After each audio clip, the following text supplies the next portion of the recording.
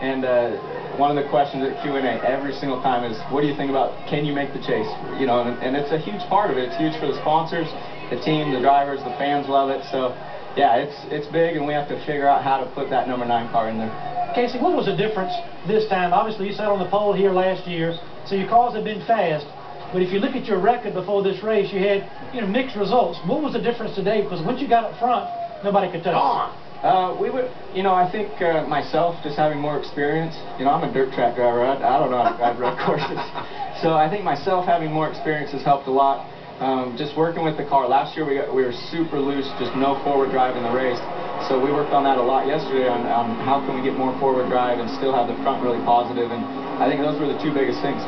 You talked before, Kasey, about how you and Tony kind of came from the same platform of racing and have driven for the same owner before. How cool is it to be out there with your friend and comrade and you know, rival on the racetrack, Tony? Oh, it's cool, but you know, it's definitely edgy because you know how good he is, and you can't make one little mistake or he'll take advantage of it. So I was able to hang on. I think he didn't mean to pull me over. They were throwing a Budweiser on him, and he was taking my hand and kind of pulled me back and didn't even realize it. But good thing I could jump. Hey, it's about time somebody threw something on Tony Stewart in victory lane that was wet.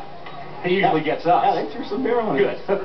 Okay, good. Kasey, the team has seemed to struggle. Last year you had you won the next All-Star race, you back it up with the 600, and then Pocono, and then it seems like the whole team is struggling. What have they done differently? All three of Petty cars in the top 10. What have you guys been working on to finally get this thing rolling again? Well, truthfully, I think we started behind at the start of this year. Our cars were behind, our engines were behind. We've made gains with our cars, a lot of gains with our cars, and I feel like they're very competitive with the rest of the field. Since Darlington, I feel like we could have finished top 10 every single weekend. We didn't, but we could have with the way our car was handling and what Kenny Francis does each week.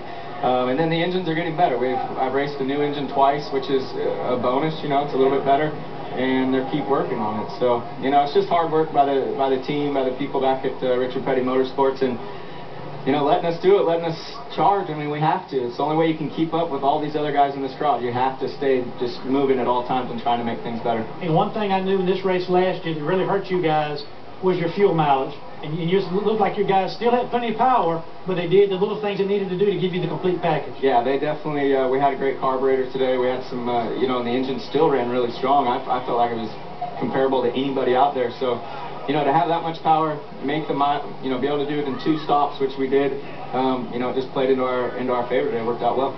Kasey, congratulations, man. Way to go. This Bud's for you. All right. Congratulations. All right, way to go, Kasey Kahne.